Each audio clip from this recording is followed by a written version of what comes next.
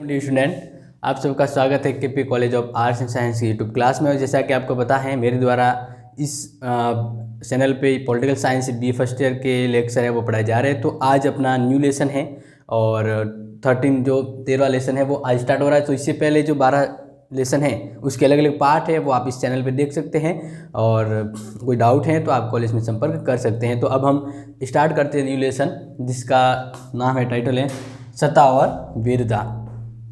सत्ता यानी अथॉरिटी। सत्ता का मतलब क्या होता है?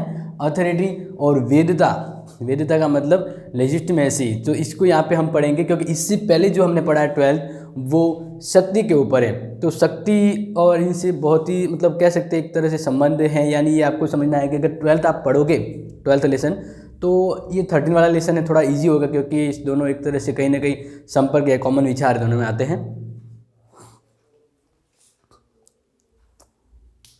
तो स्टार्ट करते हैं। देखिए, तो सबसे पहले मैं आपको ये बता देता हूँ कि सत्ता क्या है। तो जैसे सत्ता आपने वैसे ध्यान दिया होगा कि सत्ता की जैसे हम बात करें तो किसी के आदेशों को जब हम मानते हैं और वे आदेश जो दिए जाते हैं किसी आगे जो सुपरवाइजर है उसके द्वारा, जब अधीनस्थों को जब दिए जाते हैं और वे इसका पालन अपनी इच्छा और अपने हित के अकॉर्डिंग जब करते हैं तो वहाँ पे सत्ता दिखाई देती है। जैसे सरकार है तो सरकार को हमने बनाया है और वह वैलिड है, ठीक है ना। तो उसके आदेशों को हम पालन करते हैं तो वो सरकार है। जब वो वहाँ पे स्थापित है तो उसके पास सत्ता है, ठीक है ना, अथॉरिटी है। और उसको अथॉरिटी के तहत वो क्या करती है? शासन का संचालन करती है। अब इसको हम यहाँ पे अपने अकॉर्डिंग टू बुक देखेंगे कि किस तरह से है और क्या इसके अलग अलग फीचर्स हो सकते हैं, इसके पालन के क्या आधार है, तो हम देखेंगे। तो सबसे पहले ध्यान रखना है कि इसके बारे में सबसे बैरिस्टर ने ये कहा है कि सत्ता शक्ति के प्रयोग का संस्थात्मक अधिकार, संस्थात्मक यानी एक संस्था के तौर पे अधिकार है, वह स्वयं शक्ति नहीं है। ये सत्ता एक ऐसा संस्था होती है जिसके अकॉर्डिंग उनके आदेशों का वहाँ पे पालन होता है। तो अब ये तो एक तरह से स्टार्टिंग कैसे थोड़ा सा आपको समझाया कि सत्ता क्या है। नेक्स्ट हम पढ़ते हैं। सत्ता को राज व्यवस्था रूपी शरीर की आत्मा कहा जा सकता है। यहाँ पे ध्यान रखना है, सत्ता को, जैसे हम एक राज्य की बात करें, ठीक है ना, तो यहाँ पे ध्यान रखना है सत्ता को जब राज व्यवस्था रूपी शरीर की आत्मा कहा जाता है,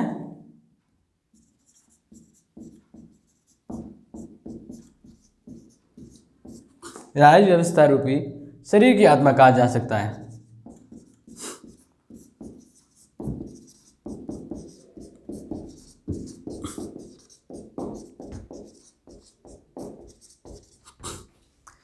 तो ध्यान रखना है, सत्ता राज्य व्यवस्था जो होती है, यानी जिस तरह से सरकार चलती है, ठीक है ना, राज्य की जो सरकार चलती है, तो यहाँ पे कह रहे हैं कि सत्ता राज्य व्यवस्था रूपी, यानी वो सरकार जो चल रही है उसकी शरीर की आत्मा के समान है।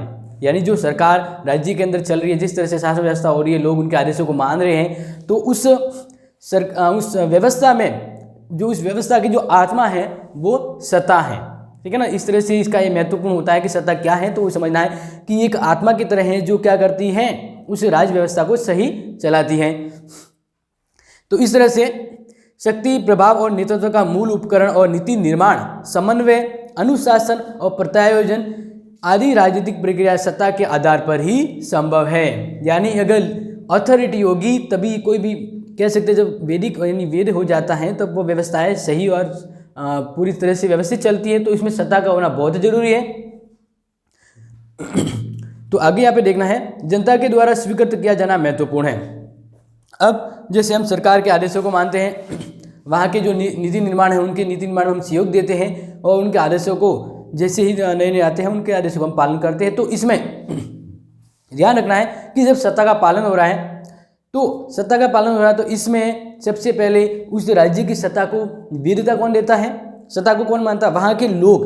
तो ये सबसे इम्पोर्टेंट ध्यान रखना है कि सत्ता को जब लोग, वहाँ की जनता माने तभी सत्ता है वो अपने वैधानिक स्वरूप में स्थापित हो पाती है। तो इसलिए एक लाइन यहाँ पे आ जाती है कि जनता के द्वारा स्वीकृत किया जाना महत्वपूर्ण है। सत्ता को जब वहाँ के लोग, सरकार को वहाँ के लोग उनको सही मान दें, उसको कहेगा हाँ ये सरकार सही है और ये सही तरह से काम करेगी, लोगों को ये विश्वास हो जाए, तब सरकार के आदेश जो क्रियाकलाप है वह लागू होते हैं। उनको जब लोग अपने मन से, अपनी इच्छा से जब उनको मानते हैं, उनके आदेशों का पालन करते हैं, तो वहाँ पे सत्ता बहुत ही अच्छे से विस्तृत रूप में चलती है। तो सबसे ज़रूरी भी ये है कि जनता को वह सत्ता है पालन के रूप में अपनाए।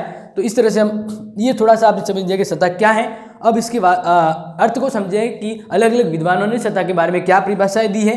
तो सबसे पहले हम यहाँ पे बास्टर्ड की परिभाषाएं को यहाँ पे देखते हैं, क्योंकि जो मैं यहाँ पे लिख रहा हूँ वो आपको अपने, अगर आपके पास नोटबुक है तो लिखें, क्योंकि ऐसे तो मैं आपको समझा भी दूंगा, लेकिन कुछ इंपॉर्टेंट है तो आपको लिखना जरूरी है। आपके एग्जाम के लिए अगर बड़ा प्रश्न आए तो ये ऐसे जो परिभाषा है वो मेंशन करना बहुत ही जरूरी होता है।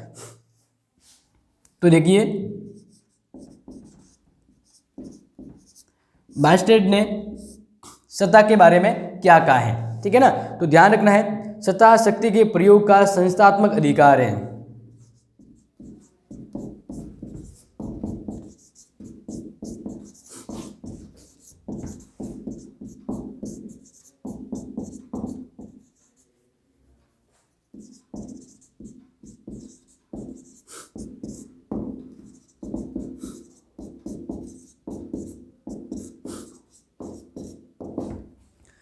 तो यहाँ पे ध्यान रखना है, क्या कहा है कि जो सत्ता है वह शक्ति के, यानी शक्ति का अगर कहीं पे प्रयोग करना है और शक्ति सही हो, संस्था के द्वारा उसको वैलिड बनाया जाए, तो जब वो शक्ति संस्थात्मक रूप में जब अधिकार बन जाए तो उसके लिए सत्ता होना बहुत जरूरी है।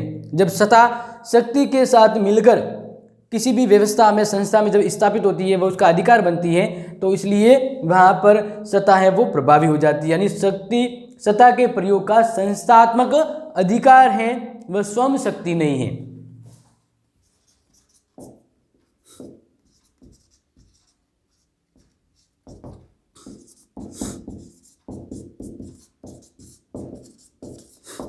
तो ये ध्यान रखना है, बास्टर्ड की जो परिभाषा है सत्ता के बारे में, उन्होंने कहा है कि सत्ता शक्ति के प्रयोग का संस्थात्मक अधिकार है। सत्ता शक्ति के प्रयोग का, शक्ति का कहीं पे प्रयोग करना है और वह शक्ति उसका कोई विरोध नहीं करे, ठीक है ना, और वह उस शक्ति का प्रदर्शन वहाँ पे लोगों के हित के लिए हो, तो वहाँ पे सत्ता होना जरूरी है, लीगलता होना जरूरी है। क्योंकि शक्ति का ही प्रदर्शन हो रहा है तो लोग उसका विरोध करें, लेकिन जब उसके साथ सत्ता जुड़ जाती है, वैधता जब आ जाती है उसमें गुण, ठीक है ना, तो सत्ता शक्ति के प्रयोग का संस्थात्मक अधिकार हो जाता है, लेकिन सत्ता स्वयं शक्ति नहीं होती है। तो ये बास्टर्ड की जो परिभाषा है आपको याद रखनी है। आगे हम बात कर रहे हैं हेनरी फ्योल की, तो वो इंपॉर्टेंट है, आप मैं यहाँ पे नोट कर यहाँ लिख रहा हूँ, आपको ध्यान रखना है। हेनरी फ्योल ने क्या कहा है वो आपको ध्यान रखना है अपने सत्ता के बारे में। तो देखिए, विशेष रूप से आपको यहाँ पे ध्यान रखना है कि सत्ता आदेश देने का अधिकार है। सत्ता क्या है?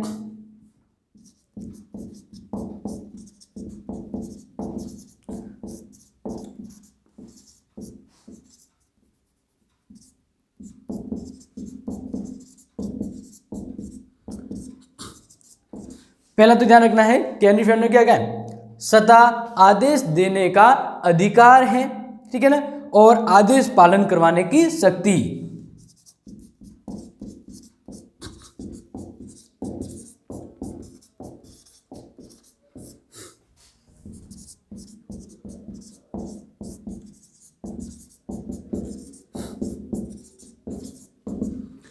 तो ये परिभाषा इंपॉर्टेंट है, आपको ध्यान रखना है कि सत्ता क्या है।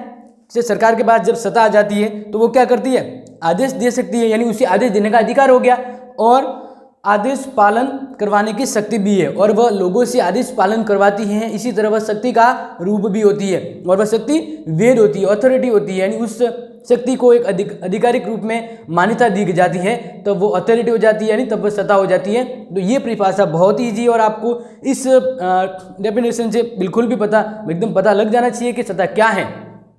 वापिस देखिए, सत्ता आदेश देने का अधिकार है। सत्ता क्या है? जब सरकार के पास सत्ता है तो वो आदेश दे सकती है, और इस आदेश देने के बाद उस आदेश को पालन करवाने की एक शक्ति के रूप में जब हम यहाँ पे बात करें तो वहाँ पे कौन सा गुण सामने आता है, सत्ता, ठीक है ना, अथॉरिटी। तो ये परिभाषा बहुत ही इंपॉर्टेंट, आपको इससे विशेष ध्यान रखना है। मैं दो जो परिभाषा यहाँ पे दी है आप इसको ध्यान रखें। इसी तरह अन्य जो विचारक है उनके मैं यहाँ पे आपको सिर्फ समझाऊंगा, आपको ध्यान रखना है। दो इंपॉर्टेंट है वो आप लिखेंगे। तो देखिए, सौंपे गए कार्यों, एलन ने कहा है कि सौंपे गए कार्यों को संभव बनाने के लिए, कोई भी कार्य किसी को जब सौंपे जाते हैं और वह उस कार्य को संपन्न करना चाहे, तो इसके लिए शक्ति अधिकार होते हैं, और जो शक्ति और अधिकार जब उस कार्य को संपन्न करने के लिए जब उपयोग में लिए जाते हैं तो वहाँ पे सत्ता का प्रयोग होता है। ठीक है ना, तो ये कहा है एलन ने। फिर इसी तरह से ये जो हम जिस परिभाषा पढ़ी है इसके बारे में एक तरह से ये समझ जाते हैं कि सत्ता कहीं ना कहीं किसी कार्य को करवाने की एक क्षमता है। ठीक है ना, लीगलिटी है। तो यहाँ पे इसके संदर्भ में एक विचार देखिए, सत्ता को निर्णय लेने, आदेश देने और आदेश पालन करवाने वाली उस स्तरीय शक्ति के रूप में परिभाषित किया गया है। इन सभी परिभाषाओं में सत्ता के औपचारिक जो पक्ष होता है उसको या मात्र कानूनी पक्ष को यहाँ पे ध्यान रखा गया है कि कानून जब लागू किए जाते हैं उसको पालन करवाया जाता है, तो पालन करने में सत्ता कहीं ना कहीं सामने आती है। तो यानी एक पक्ष को यहाँ पे इन परिभाषाओं इन विद्वानों ने दिया है, और इस प्रकार से परिभाषा सत्ता के केवल एक ही पक्ष को स्पष्ट करती है, और वह पक्ष है कानूनी पक्ष। सत्ता आदेश देने वाली उस स्तरीय शक्ति है और उस स्तरीय शक्ति है, लेकिन इस स्थिति के कारण क्या हो सकता है कि जिसके पास सत्ता है, ठीक है ना, तो जिसके पास सत्ता है वो जो सत्ताधारी कहलाएगा। तो इस तरह से सत्ताधारी का आदेश का पालन हो जाता है, लेकिन कहीं पर अगर सत्ताधारी सही से नियमित शासन नहीं करे तो सत्ता का भी एक पक्ष है वो अधूरा रह जाता है। तो इसलिए इसके दूसरे पक्ष का अर्थ क्या होगा, तो पूर्ण अर्थ में हम समझे, आदेश के पालन का एक आधार अधीनस्थ, यानी जो उस आदेश का पालन कर रहे हैं वो कहलाएंगे अधीनस्थ। जिन्हें निर्देश दिए जाते हैं उनकी सहमति होती है, यानी जिसको ये आदेश दिए जा रहे हैं, जो अधीनस्थ है, जो उस आदेशों का पालन कर रहे हैं, तो उनकी सहमति होगी तभी वो आदेश उन्हें दिए जाएंगे। तो कहीं ना कहीं ये ध्यान रखना है कि सिर्फ एक ही पक्ष नहीं कि आदेश दिए जाए उसका पालन हो, दूसरा पक्ष वो भी है कि किसको आदेश दिए जा रहे हैं और वे उसके लिए सहमत है या नहीं। तो इस तरह से दोनों पक्ष को यहाँ पे ध्यान रखा जाता है, और इस तरह से आदेश दिए जाते हैं और आदेशों को सहमति से पालन किया जाता है, तो वहाँ पे सत्ता है वह पूर्ण रूप में स्पष्ट हो जाती है परिभाषा के तौर पर। ठीक है ना, तो आगे देखिए, तो इस तरह से हम जैसे हम ये समझ लिया है कि सत्ता क्या है, तो इसके बारे में मैरी पोर्कर, फॉलेट, चेस्टर बर्नार्ड और साइमन आदि विद्वानों के द्वारा व्यवहारिक और मनोवैज्ञानिक पक्ष में दृष्टि को रखते हुए सत्ता की व्याख्या की गई है उन्होंने। और वे उनके विचार में वे सत्ता के प्रयोग में औचित्य तथा अधीनस्थों की सहमति को अधिक महत्व देते हैं। मतलब जो साइमन और पार्कर हैं वो ये कहते हैं कि सत्ता है जो लागू जिसको दी जा रही है, जैसे कि सरकार है, सरकार के द्वारा लोगों को जब सत्ता के द्वारा कोई आदेश पालन करवाए जाते हैं, तो यहाँ पे सबसे जरूरी ये है कि जो जिसको सत्ता दी जा रही है, जिसको पालन करवाया जा रहा है, जो इसके अधीनस्थ हैं, वे यहाँ पे बहुत मायने रखते हैं, क्योंकि जब उनके द्वारा उस आदेश को माना जाएगा, उन लोगों की सहमति होगी, तभी सत्ता है वो वहाँ पे लागू पाती है। तो ये जो विद्वान कहते हैं कि जो दूसरा पक्ष है उसको व्यवहारिक पक्ष माना जाना चाहिए, क्योंकि उसके आधार पर डिपेंड होता है कि सत्ता वहाँ पे स्थापित होती है या नहीं होती है। ठीक है ना, तो इस तरह से ये दो पक्ष जो यहाँ पे बात करें, दोनों की होने की वजह से सत्ता एक व्यवस्थित रूप में स्थापित हो पाती है। तो इस प्रकार सत्ता के दो पक्ष हो जाते हैं।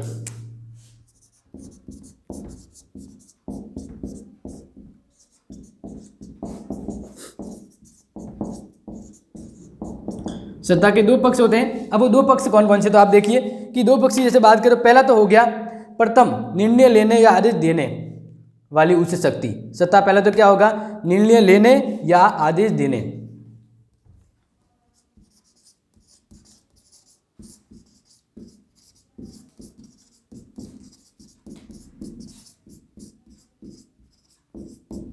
निर्णय लेने या आदेश देने की क्या एक शक्ति के रूप में है, क्या है, एक शक्ति के रूप में है।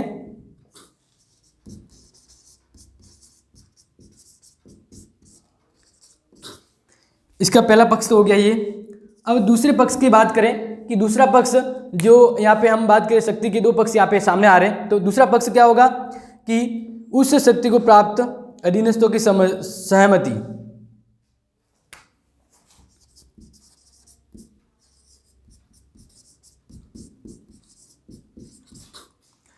तो यहाँ पे जैसे मैंने पहले ही बताया है कि दूसरा पक्ष वो होगा जो उस सत्ता का पालन करेगा अपनी सहमति से, तो उस शक्ति को प्राप्त अधीनस्थों की सहमति।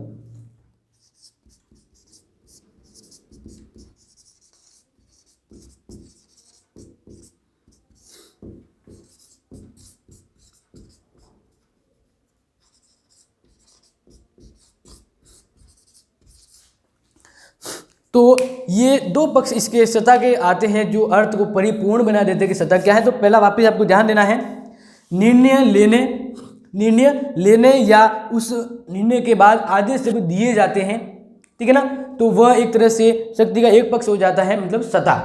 दूसरा, उस शक्ति, जो हम शक्ति की बात कर रहे हैं, तो वो उच्च शक्ति है वो जिसको प्राप्त हो रही है, यानी वो आदेश जिसको दिए जा रहे हैं, ठीक है ना, दो अधीनस्थों की उस पर सहमति होनी चाहिए, यानी उस शक्ति को प्राप्त, उस शक्ति जिसे प्राप्त हो रही है वे अधीनस्थ है, और इस अधीनस्थों को वो उस शक्ति जब सहमत हो जाती है, यानी आदेश जब दिए जाते हैं और जब उसके आदेश जिसको पालन करने होते हैं वे जब सहमति यानी स्वीकार करते हैं उस सत्ता को, उस शक्ति को, तो इस तरह से वह जो शक्ति है जो आदेश दिए जा रही है उसको जब लोग पालन करते हैं तो सत्ता हो जाती है। तो ये दो अर्थ यानी दो पक्ष यहाँ पे हो जाते हैं, क्योंकि कहीं ना कहीं विद्वानों ने एक पक्ष की व्याख्या की है कि जो आदेश दिया जाता है उसको पालन करवाया जाता है वही सत्ता है, जबकि एक दूसरा पक्ष ये होता है कि जो सत्ता है वो कौन उसका पालन कर रहा है, तो वे क्या सहमत है या नहीं, तो वो दूसरा पक्ष सामने आता है। तो इस तरह से सत्ता के ये परिपूर्ण अर्थ को हम यहाँ पे समझ गए हैं, ठीक है ना। तो इस तरह से आगे हम देखेंगे सत्ता की प्रकृति, देख लेते हैं कि सत्ता की प्रकृति कैसी होनी चाहिए।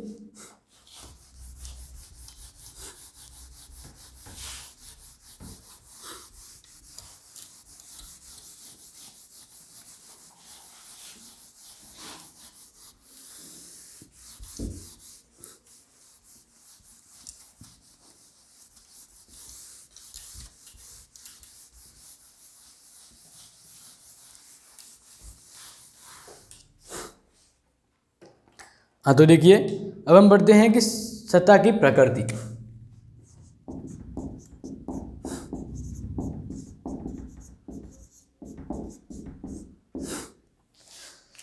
तो ध्यान रखना है कि सत्ता की प्रकृति के बारे में जब हम बात करें तो सत्ता की प्रकृति के संबंध में विचारों में एक तरह से भेद आ जाता है। वो है इस संबंध में प्रमुख दो सिद्धांतों का प्रतिपादन है, जो ये दो सिद्धांत है प्रोफेसर बीच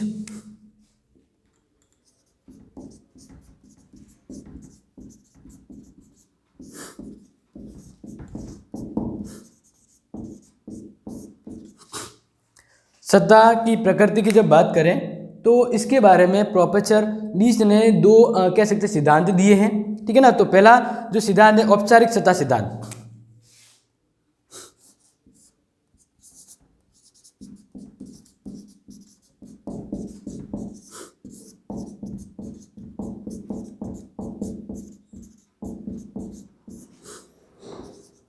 और दूसरा जो बात करें वो है स्वीकृत सिद्धांत।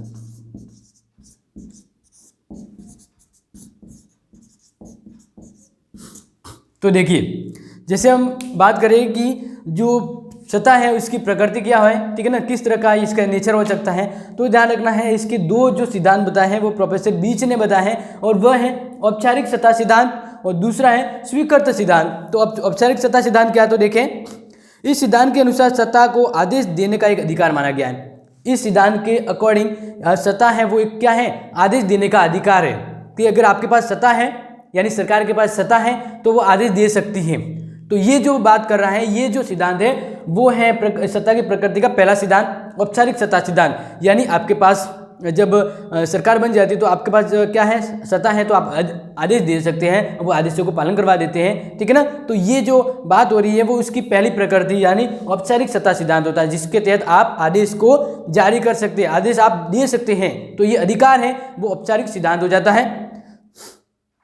ये अधिकार सत्ता का प्रवाह, अब यहाँ पे ध्यान रखना है इसमें क्या होता है कि सत्ता का जो प्रवाह होगा, ठीक है ना,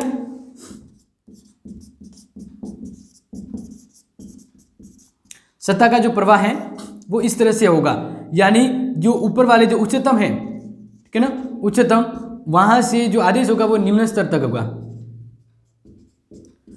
यानी जो आदेश है वह अपने सुपरवाइजर ही दे सकते हैं और उसके आदेशों को पालन कौन कर सकते हैं, उसके अधीनस्थ, उसके निम्न स्तर जो काम करने वाले हैं। तो इस तरह से यहाँ पे ये है कि जो सत्ता का औपचारिक सिद्धांत है वो ये कहता है कि सत्ता है आदेश देने का अधिकार है, और इसके द्वारा जो इसका प्रवाह होता है वह ऊपर से लेकर नीचे तक उसका प्रवाह चलता है, यानी ऊपर से आदेश दी जाएंगे नीचे नीचे उसके पालन होते जाएंगे, ठीक है ना। तो इस तरह से यह अधिकार व्यवस्थाओं व संगठनों की विशिष्ट और विशिष्ट अधिकारियों को दिया जा सकता है, और इसके तहत यह जो अधिकार है वो किसी विशिष्ट संगठन या एक विशिष्ट अधिकारियों को दिया जाता है, और इससे आदेश या सत्ता का एक पद क्रम बन जाता है। और इस तरह से इस औपचारिक सिद्धांत की बात करें तो एक पद क्रम बन जाता है कि जो ऊपर वाला सुपरवाइजर होगा वो अपने निम्न स्तर को आदेश देगा और फिर वो है उसके अधीनस्थ आने वाले को वो आदेश देगा। तो इस तरह से जो सत्ता का पालन हो रहा है वो पद के अनुसार अकॉर्डिंग यानी पद क्रम पे हो रहा है। जो सबसे ऊपर है उसके बाद निम्न स्तर को दिया जाएगा,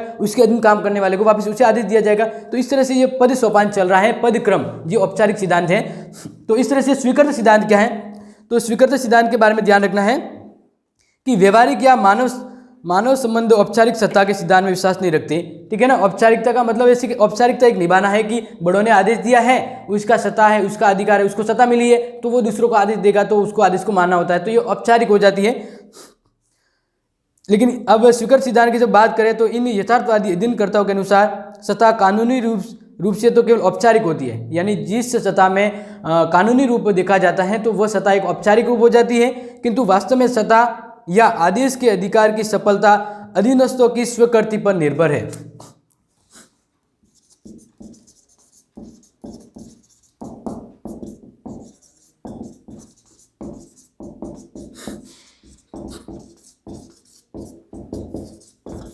तो यहाँ पे ध्यान रखना है कि जो स्वीकृत यानी उस सत्ता को स्वीकार कौन करेगा? जिसको आदेश दिए जाते हैं। ठीक है ना। जो वे आदेश जब पालन करते हैं तो पालन करने वाले जो लोग हैं, जैसे सरकार के द्वारा जब आदेश दिए जाते हैं तो वहाँ पे जनता है वह उन आदेशों को पालन करती है। तो यहाँ पे स्वीकृत सिद्धांत हो जाता है, यानी उनकी सहमति से वह सिद्धांत जब वो स्वीकार होते हैं, उसके आदेशों का पालन होता है तो अधीनस्थों की स्वीकृति पर निर्भर होता है कि वह सत्ता वहाँ पे सफल होगी या नहीं होगी। तो ये जो व्यवहारिक सिद्धांत है यानी स्वीकृत सिद्धांत कहलाता है। जब अधीनस्थ अपनी समझ और योग्यता के दायरे में आदेशों को स्वीकार कर लेते हैं तो यह स्थिति सत्ता बन जाती है। तो ये दो जो सिद्धांत है वह प्रोफेसर बिन ने दिए सत्ता की प्रकृति के बारे में। ठीक है ना। जैसे कि पहला सिद्धांत औपचारिक सिद्धांत, जिसमें जो बड़े जो कह सकते हैं उच्चतम अधिकारी होते हैं वो निम्न को अधिकारी जब आदेश देते हैं उन आदेशों का जब पालन होता है तो वह एक तरह से पद क्रम जैसा बन जाता है उच्च से निम्न स्तर तक। तो ये जो सत्ता का सिद्धांत है औपचारिक सत्ता सिद्धांत। और स्वीकृत सिद्धांत है कि जिसको आदेश दिया जा रहा है, जैसे सरकार के तौर पर जब आदेश दिए जाते हैं, सत्ता का अधिकारी के आदेश देना, उस आदेश का पालन करवाना, जो किसको पालन करना है, यानी जो लोग हैं, जो उस राज्य में जनता है वो उस आदेश का पालन करेगी। तो उनकी सहमति भी जरूर होनी चाहिए। जो आदेश है वो उस लोकतंत्र के हित के अकॉर्डिंग होंगे तो आदेशों का पालन है वो लोग अपनी सहमति से करेंगे। तो ये स्वीकार कर दिया उन्होंने, तो सहमति यानी स्वीकृत सिद्धांत अधीनों की स्वीकृति पर निर्भर करता है। ठीक है ना। तो इस तरह से हम आगे देखते हैं। हाँ, तो देखिए जैसे हमने इससे पहले पढ़ा कि सत्ता की प्रकृति क्या है, तो अब हम पढ़ रहे हैं कि सत्ता के स्रोत। ठीक है ना। तो सत्ता के स्रोत को यहाँ पे पढ़ रहे हैं तो आपको सबसे पहले ध्यान रखना है सत्ता के प्रकार। सत्ता के प्रकार, तो देखिए सत्ता के स्रोत कहें या प्रकार कहें, तो यहाँ पे ध्यान रखना है कि सत्ता के प्रकार कौन कौन से हैं। तो यहाँ पे मैं 3 यहाँ पे नोट किए हैं, आपको ध्यान से देखना है। परंपरागत सत्ता, कानूनी या वैधानिक सत्ता, और तीसरा है कृष्माई सत्ता या कृष्मात्मक सत्ता। तो इसमें सबसे पहले देखें परंपरागत सत्ता। परंपरागत सत्ता का एक एग्जाम्पल समझ लें कि जैसे राजा है, राजा के पास पूरी राज्य को चलाने की पावर है, अधिकार है, सत्ता है।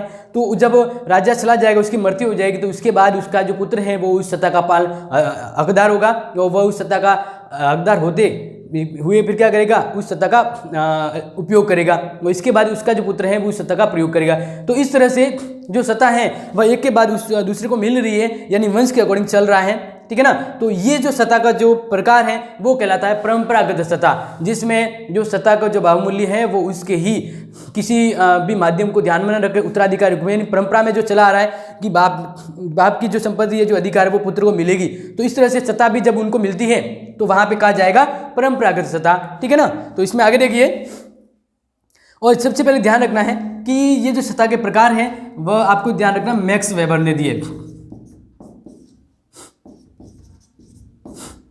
ये आपको ध्यान रखना है, मैक्स वेबर ने सत्ता के ये 3 जो प्रकार है वो बताए, वो ये आपको ध्यान रखना है जब एग्जाम में आए कि मैक्स वेबर के अनुसार सत्ता के प्रकार कौन कौन से हैं। तो पहला है परंपरागत सत्ता। ठीक है ना। तो परंपरागत सत्ता में जैसे मैंने बता दिया, तो आगे देखें, जब प्रजा या अधीनस्थ वरिष्ठ अधिकारियों के आदेशों को इस आधार पर स्वीकार करते हैं कि जैसा सदैव से होता आया है, तो सत्ता का यह परंपरागत आदाय हो जाता है। जैसे परिवार में सबसे बड़े हैं उनका पालन है वह बड़ा भाई कर रहा है, माता जी कर रहे हैं और अन्य लोग भी कर रहे हैं, तो हम भी अगर परिवार में हैं तो हमें भी उनके आदेशों का पालन करना है। तो इस तरह से जब वे चले जाएंगे तो उसके बाद जो बड़ा जो उत्तराधिकारी होगा वो आदेशों को जारी करेगा, यानी उसके आदेशों को जब हम मानेंगे। तो इस तरह परिवार में भी वृद्धजनों के आदेश और आज्ञाओं को उसके छोटे हैं वो उनको मानते हैं, यानी परंपरा से चला आ रहा है कि जो बड़े हैं वो छोटों को कहेंगे तो मानना होता है। तो इस तरह से उनके आदेश, उनकी जो सत्ता है, ठीक है ना, वो जो व्यवस्था चलती है वो यहाँ पे औपचारिक परंपरागत कहलाती है। यानी परंपरागत प्राचीन समय से सत्ता का किस तरह से पालन होता आ रहा है। जैसे यहाँ पे मैंने पहले ही बताया कि राजा के पास उसके पास सत्ता है, उसका पुत्र जब वो अधिकारी बनेगा तो सत्ता उसके पास आ जाएगी, तो लोग उसकी सत्ता को फिर मानेंगे। तो इस तरह से सत्ता का ये जो रूप है, प्रकार है, वो है परंपरागत सत्ता। अधीनस्थ सेवक समझे जाते हैं वे आज्ञा पालन परंपराओं के प्रतीक विशेष व्यक्ति का गुण है। और जैसे हम यहाँ पे इसका एग्जाम्पल, राजतंत्र में राजा,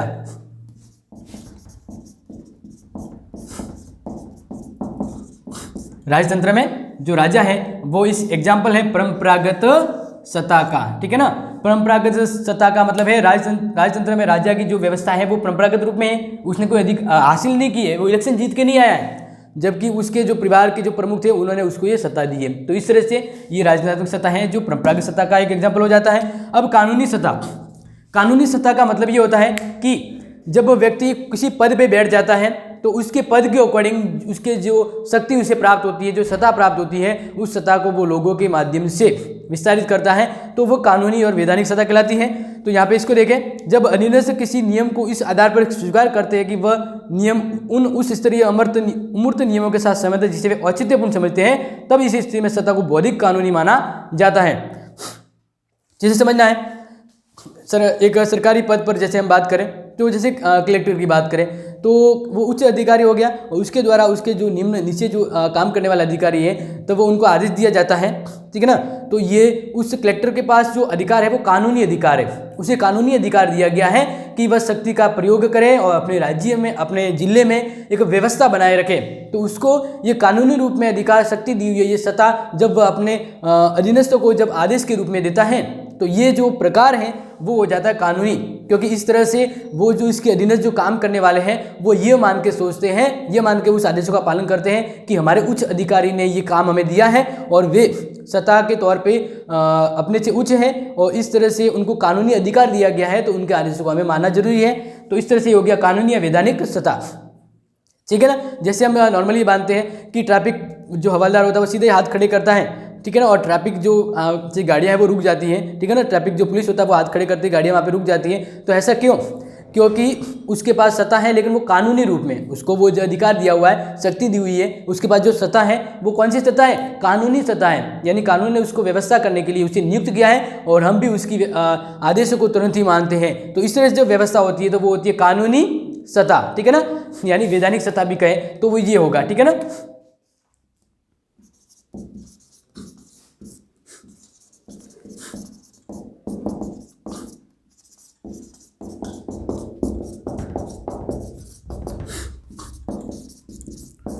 तीसरा है कृष्णमयी सत्ता।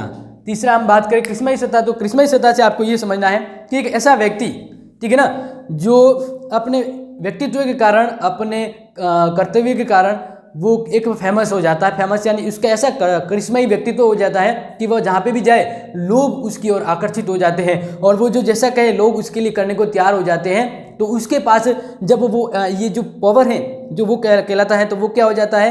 कृष्णमयी सत्ता कहलाती है। जैसे हम ये नॉर्मली मानते हैं कि जैसे प्रधानमंत्री का इलेक्शन हो रहा था, प्रधानमंत्री मोदी जी का, तो अलग अलग पार्टी और थी लेकिन बीजेपी भी थी। तो जैसे अपने यहाँ पे कोई लोकली समझ लीजिए जिसको पता है कि वो जीतेगा नहीं लेकिन फिर भी खड़ा हो जाता है, उसे टिकट मिल जाता है बीजेपी की ओर से, और लोगों को ये पता है कि जो प्रधानमंत्री मोदी जी है वो बीजेपी से हैं, तो लोग उस मोदी जी को जानते हुए, उसको समझते हुए वोट है वो बीजेपी को देते हैं। वो क्या देखते हैं कि मोदी जी बहुत अच्छा करने वाले हैं और एक प्रभावशाली व्यक्ति है। या किसी और का भी एग्जाम्पल लीजिए, मैं सिर्फ ये नहीं कह रहा हूँ, यानी सरकार के अस्तित्व में देखें एक ऐसा व्यक्ति जो सभी के मस्तिष्क पे छाया रहे और उसके प्रभाव को लोग सही मानते हैं, वो सोचते हैं कि ये सही करेगा, तो वो जो उन्हें जीतने वाला वह उसके प्रभाव में जीत जाता है, ठीक है ना। तो कृष्णमयी व्यक्तित्व का मतलब है एक ऐसा व्यक्तित्व, एक ऐसा व्यक्ति जो किसी पद पे स्थापित है, तो उस पद की स्थापित होते हुए अपने कृष्णमयी कर्तव्य यानी कार्य के द्वारा उस पद से अधिक सत्ता का वो पालन कर सकता है, यानी उसके द्वारा उसे कार्य करने की पावर तो दिया है, लेकिन उसका व्यक्तित्व ही ऐसा है कि वह उस सत्ता का जितना पावर उससे भी डबल या उससे भी बहुत अधिक गुना उस सत्ता का वह प्रयोग कर सकता है। किसके बल पर? उसका व्यक्तित्व ही ऐसा, उसका कृष्णमयी व्यक्तित्व। जैसे गांधी जी को देख लीजिए, ठीक है ना, उसके प्रभाव के कारण लोग हैं उनके प्रभाव को मानते थे, उनकी कह सकते हैं कि उन्होंने कोई पावर तो नहीं था, फिर भी उनके लोग उनके आदेशों को मानते, उनके पास इस तरह की एक कृष्णमयी सत्ता थी। गांधी अपने इंदिरा गांधी जी देख लीजिए, नेहरू जी देख लीजिए, मोदी जी देख लीजिए, तो ये कहीं ना कहीं क्या है, एक कृष्णमयी सत्ता के एग्जाम्पल है, जिससे लोग उनके व्यक्तित्व से प्रभावित होते हैं और उनके आदेशों का पालन करते हैं। तो इस तरह से हमने ये देखा है सत्ता के स्रोत के बारे में, तो यहाँ पे आप कृष्णमयी सत्ता को समझ सकते हैं। नेक्स्ट हम देख रहे हैं कि सत्ता का पालन। तो ध्यान रखना है कि नेक्स्ट जो अपना जो वीडियो होगा, ठीक है ना, वो होगा अपनी सत्ता का पालन लोग क्यों करते हैं। जो आदेश दिए जा रहे हैं उन आदेशों का लोग पालन करते हैं, तो इन आदेशों का पालन क्यों करते हैं, उन आदेशों का पालन क्यों करते हैं, तो उस आदेश यानी उस सत्ता को लोग क्यों मानते हैं, तो उस आधार को मानने के कुछ क्या है, आधार हैं। तो सत्ता का पालन करने के कुछ आधार हैं, तो वो इस आधार के ऊपर हम कल पढ़ेंगे। तो आज हमने ये पढ़ा है कि सत्ता क्या है, फिर ये पढ़ा है कि सत्ता के प्रकार के बारे में हमने पढ़ लिया।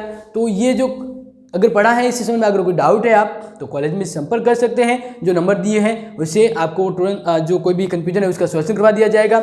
और साथ ही साथ ध्यान रखना कि पढ़िए और कुछ समझ में नहीं आ रहा तो एक बार वापस पीछे जाके एक बार फॉरवर्ड करके देख सकते हैं, या बैक फॉरवर्ड जाके समझ में आ जाए, फिर भी समझ में आए तो संपर्क कर सकते हैं। और जो इंपॉर्टेंट है वो आप नोट करते रहिए और ध्यान रखिए कि पढ़ना जरूरी है क्योंकि टाइम कम है, तो अपना ध्यान रखिए। और नेक्स्ट जो हम पढ़ेंगे वो है सत्ता के पालन के आधार के, सत्ता को लोग क्यों मानते हैं, उसके पालन के आधार क्या है, किस वजह से लोग उसके आदेशों को मानते हैं, ठीक है ना। तो तब तक आपको पढ़ना है, तो ध्यान रखना है। Thank you and have a nice day.